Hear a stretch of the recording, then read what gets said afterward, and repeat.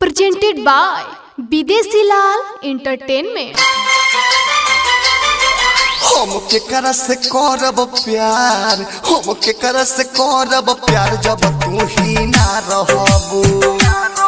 हम केकरा से करब प्यार जब तू ही ना रहबू। बोलबावे कौन तकलीफ, बोलबावे कौन तकलीफ जे हमसे ना कहबू हो। हम केकरा से करब प्यार जब तू ही ना रहबू।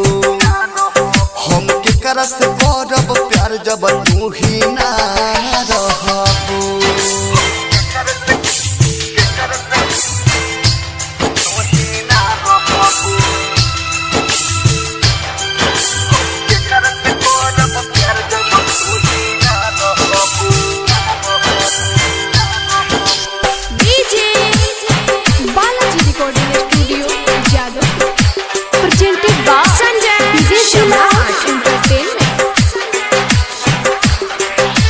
बेरी बेरी मोहरे के तू बात करेलू, सीधे हमारा दिलवा पर तू घात करेलू।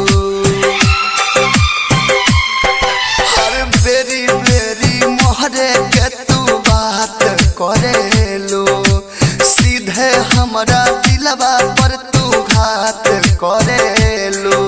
तू जान हो अरमान हो, तू ही हमारा जिए के समान हो।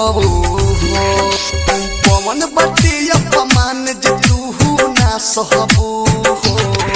हम केकरा से करब प्यार जब तू ही ना रहबू।